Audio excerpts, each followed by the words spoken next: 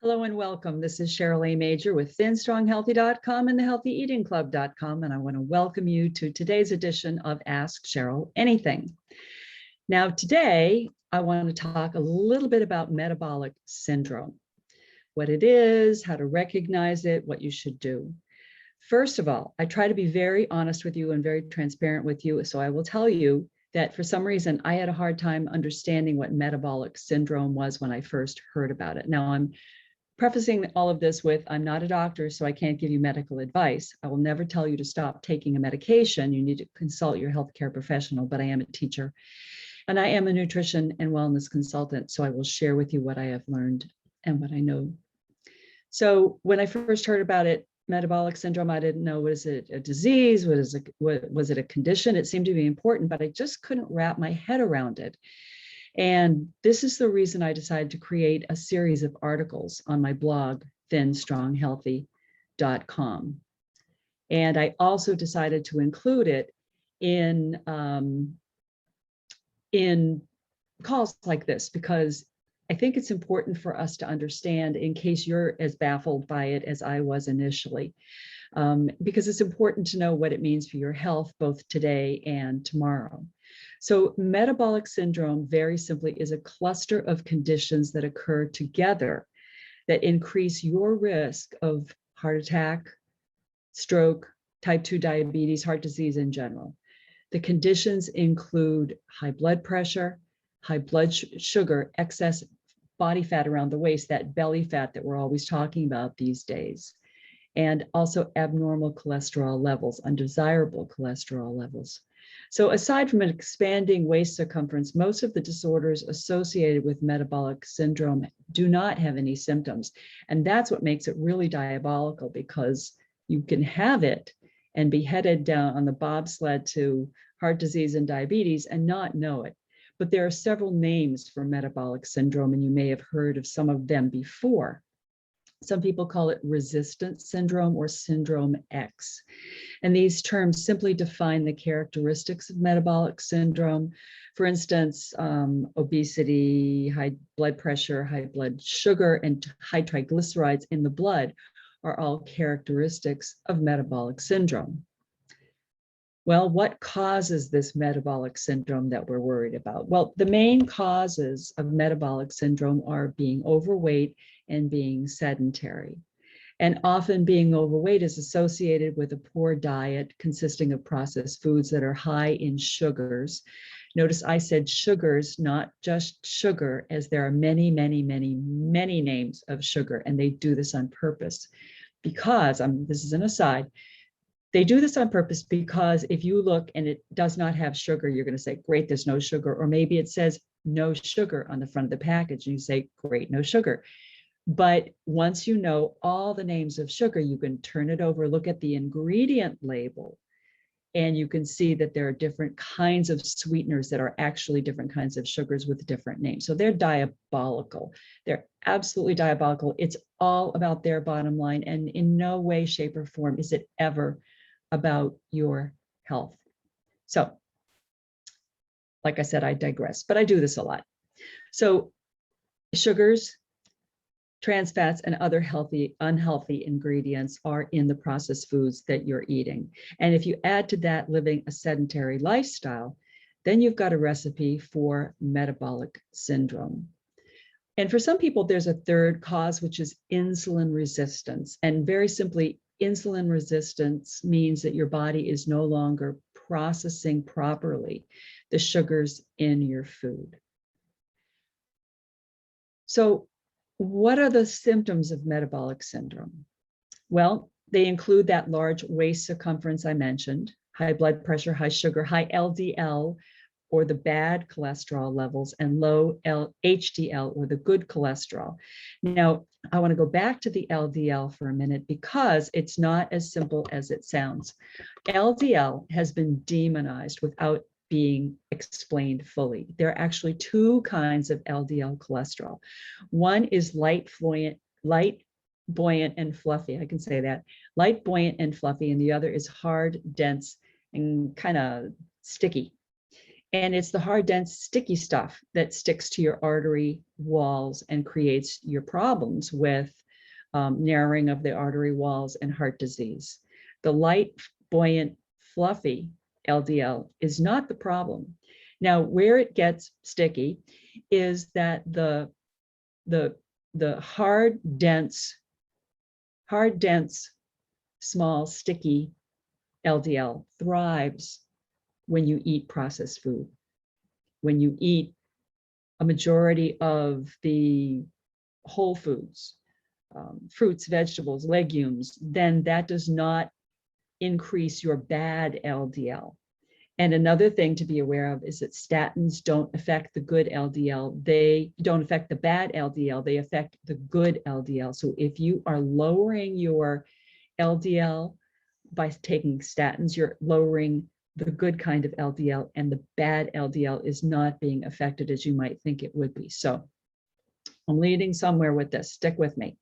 So people generally have a variety of symptoms, but the combination of disorders considered a syndrome because they all essentially affect the same digestive and circulatory system. And because of this, everyone will have different variety of symptoms depending upon how long they've been living with the condition. So it's important that you be aware, because you probably aren't aware of any symptoms yet, and you may still be at risk. What are the risk factors for metabolic syndrome? Well, if you smoke, are overweight and sedentary, if you are at high risk of developing metabolic syndrome and the conditions associated with it, like diabetes, heart disease, and stroke. If you smoke, if you're overweight, and if you're sedentary. Also, you're more likely to experience metabolic syndrome as you grow older. That's just a fact. And the best way to reduce your risk factor of developing metabolic syndrome and the associated conditions is very simply to change your lifestyle. And please understand that your eating lifestyle is more currently like the one you learned from your family, rather than the one that if you want to avoid metabolic syndrome, you want to move toward. And what we learned from our families, me included, is compounded by the sedentary lifestyle many of us live today. It's a combo plate of wrong food with too much salt, sugar, bad fat, and processed food. It's just too much undesirable food for your body to process. When we talk about metabolic syndrome, what are the treatments going to be? Well, if your doctor is a traditional healthcare practitioner or an allopathic doctor, then treatment of metabolic syndrome most frequently involves medication, may include some lifestyle changes. Unfortunately, the usual first go-to is medication. A discussion with your doctor as to whether you want to use medicines or simply put in place a diet and lifestyle change, move in that direction, will be in order. You need to advocate for yourself, so you need this information. You'll need to put in place lifestyle changes regardless of whether you decide to use medication or not, however, if you really want to avoid the diseases that come from developing metabolic syndrome. Now, the key to improving your health is to eat a healthier diet and to move more. Now, I myself, I tend to be sedentary. I am just not a natural, I don't like to exercise, and I just don't like it. And I'll get on a program and I'll be good, and then I fall off the wagon, and then I'm bad, and then I go back to sitting. So I'm sharing this with you because I am in there with you. I've recently committed, this is my 3rd week, exercising with a class just about every day. And I feel good, I feel better, and I'm empowered because I am doing something for my future health and wellness. So I want to support you in moving in the right direction. And you don't have to do it all at once. You can do it in baby steps. And even the smallest of steps can move you in that right direction. And you know, it's not as difficult as it may seem to improve your healthy eating style. Eating right consists of eating enough nutrient-rich foods that are low in sugar and trans fats. Actually, trans fats are now verboten. You're not supposed to be able to find them in foods anymore.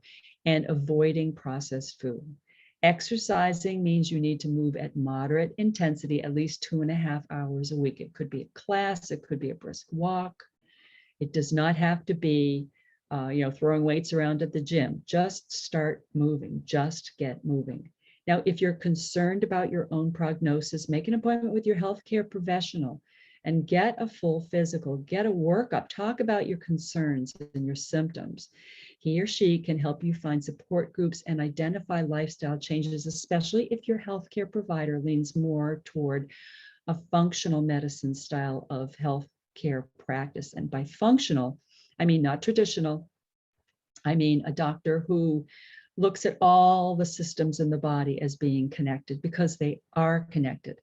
We get into trouble when we go to the cardiologist and we go to the pulmonologist and we go to the internist, and nobody's talking to each other, and they're each treating a symptom that we might have with a drug that might cause another symptom, and then we go to a different specialist. It's much better if you are looking at the whole system, at the whole functioning system, holistically, functionally. So what would you ask? I mean, if you believe you're at risk for a symptom, for the syndrome, you'd be wise to have a list of questions to ask your healthcare professional. So I wanted to share a few suggestions for you to get your list started. Do I need to be worried about metabolic syndrome? Well, the answer is we all need to be on guard about it, especially if you're overweight. Approximately 60% of people with metabolic syndrome are overweight.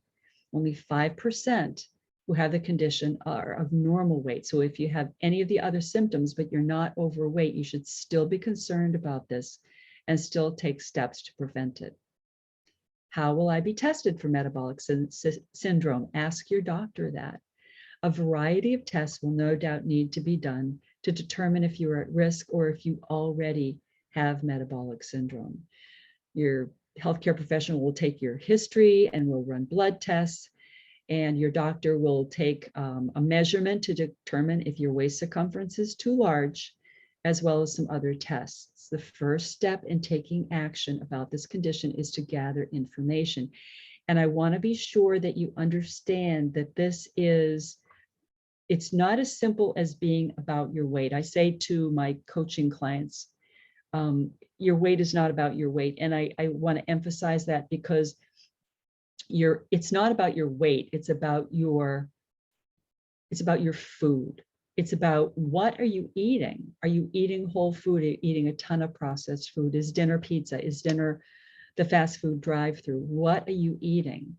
That is going to, with changes to that, if you're doing the drive-through and lots of fast food, if you change that, you're going to lose weight, but you're not focusing on losing weight. I don't encourage people to focus on losing weight. I encourage people to focus on changing their dietary habits, changing their lifestyle, and then weight loss ensues. So we've already said, if you're not overweight, you can still have metabolic syndrome. And often the problems can be traced directly to your food choices. Some people tend to process what they eat better in terms of calories and not pack on excess weight, even though they're not eating healthfully. Sometimes it's determined it's simply hereditary and it's a gene pool thing, but I don't know if you remember Jim Fixx, the very famous runner. That was back in the 70s, 80s, maybe. He was really very well known. And he was running one day and died by the side of the road from a heart attack. And he believed and espoused that if you got enough exercise, if you ran enough, you could eat whatever you want. And unfortunately, that didn't work too well for him. So I don't want you to substitute a healthy diet for more exercise. It's got to be, again, a holistic, a functional process. So it's possible for different people to have different risk factors, and your healthcare professional will look at your family history, your diet, how much you exercise, as I mentioned before, and your overall lifestyle. And he or she will take into consideration your race, sex, lifestyle, and family history. And then that will help them determine exactly what your risk factors are, so they can mitigate and help you manage them with diet, exercise, and possibly with medication. A lot of people ask, will I have to take a medication? And the answer is everyone's different. If you have high cholesterol, high blood pressure, high blood sugar, the odds are your doctor is going to want to give you some form of medication. And you need to understand it's okay to ask if you can try diet and exercise first, if that's what you want to do. However, most of the time, starting meds and a new lifestyle at the same time is preferred by many allopathic or traditional healthcare providers. And you can talk with your doctor about reducing your medication as you get healthier. So don't buy into not being able to have some control over your health with a change in lifestyle. And if you're overweight, the chances are you can improve your diet and you'll see positive results in a short time. I've had clients who have switched out soda for water, and they've dropped 5 or 6 pounds because soda is loaded with sugar. And you might say to me, yeah, but I drink diet soda. Okay, artificial sweeteners are not healthier for you, and they do not help you lose weight. They do not help you lose weight. Artificial sweeteners do not need to be digested, so they're not processed in your stomach. They go right to the liver and right to fat, and they don't tell you this. So you think if you're doing the drive-through and you're getting a burger and fries and you're getting that Diet Coke or Pepsi, that you're doing a good thing. You're not for yourself, because diet soda is not good for you and it will not help you lose weight. And an extra added negative is that artificial sweeteners, if you're prone to depression, as I lived for years and years and years, if you're prone to depression, just a few servings of diet sweeteners can trigger a bout of depression. So be mindful of that. Please, please, please. I wanted to just look. So I had a question that was emailed to me, and let me just see where that is. Okay.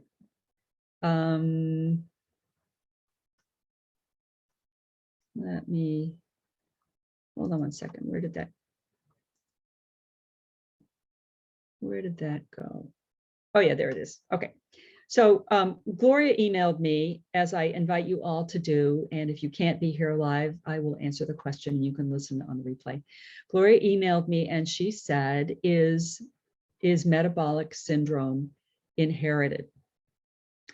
Now, interesting question, Gloria, and I'm glad you asked it because I'm sure you've heard people say, everyone in my family is overweight. Everyone in my family has heart attacks. Everyone in my family gets cancer.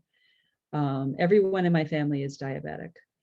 Now, did you know that regardless of your gene pool, you have control over whether your genes manifest as disease or not based on your food, your environmental choices, and your overall lifestyle that includes exercise and moving?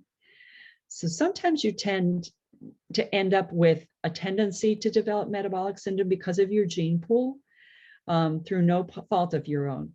You inherited it from your family, and occasionally we all inherit health challenges.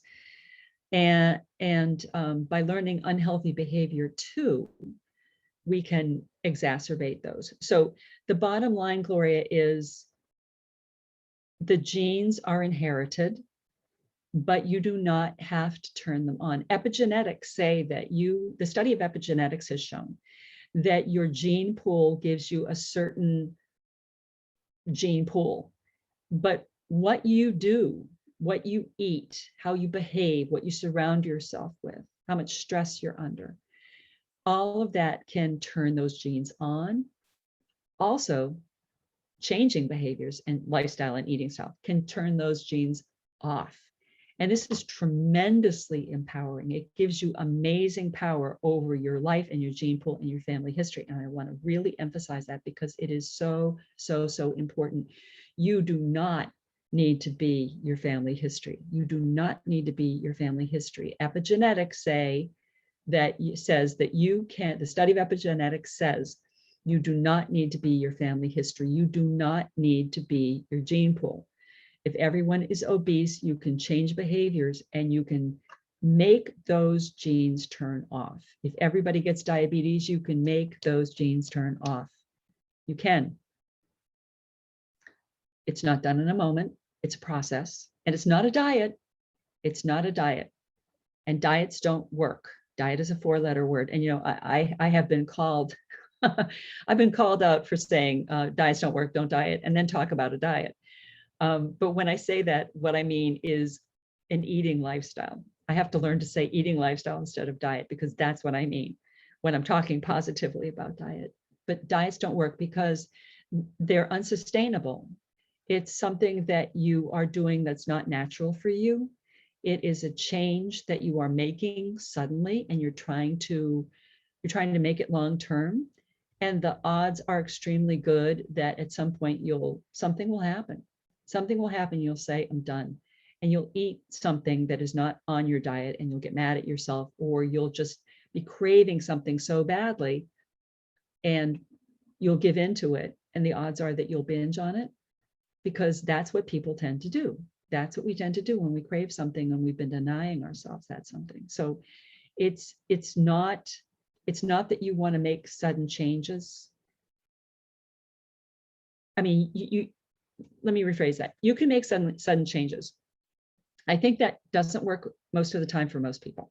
I think most people, if they're doing small steps for big changes, is what I call it. If you're moving the stuff that's less desirable off your plate and replacing it with something else. For instance, if you have French fries and you're moving that off your plate and you're replacing with a salad, or you're replacing it with sauteed broccoli or something like that, and the rest of it is what you would eat, that's a step in the right direction. If you are having a hamburger and you decide that you want to lessen what you're eating that isn't so great about eating that hamburger, you might take off the bun, take off the top of the bun, take the whole bun off, or just take off the top of the bun. That's a step in the right direction. And that's what I'm talking about when I say small steps for big changes. And I think you'll be more apt to be able to have this be sustainable. So I want to wrap this up, but I do want to thank you for joining me. And I hope that this discussion of metabolic syndrome has made some sense to you. It's really, really important. It's important to you now. It's important to your future. If you have kids, it's important to them that you understand and that you help move them in the right direction with a healthy eating lifestyle. Is it easy? It's not super easy. Is it really hard and painful? No, it's not. And it's much easier if you have someone to guide you. So I want to invite you to do 2 things. I want you to invite you to check out the Healthy Eating Club. Go to the healthyeatingclub.com and check that out. That is my membership website. And we have a new topic every month. We have 2 calls a month, and I've just added now a group coaching call once a month. And our group coaching call will be on Friday, November 12th at noon, I believe. I'm pretty sure that was what it was. I didn't write it down. So I believe that's what it is. But I'm adding a group coaching call because I find that when I can be one-on-one with people, then they can kind of get into the weeds with what's stopping them. So I want to invite you to check that out. It's $19 a month. I'm going to be increasing the price at the beginning of the year, but for the next 2 months, it will remain at $19 a month. So please check that out. And also check out my main blog, thinstronghealthy.com. And you can get lots of free recipes. And I've got a bunch of resource pages, and I've got hundreds of blogs that I've written over the years. So please check that out. It's there for you. This is Cheryl A. Major with thinstronghealthy.com and the healthyeatingclub.com saying thank you for joining me for this week's edition of Ask Cheryl Anything. I'll see you next week. Bye-bye.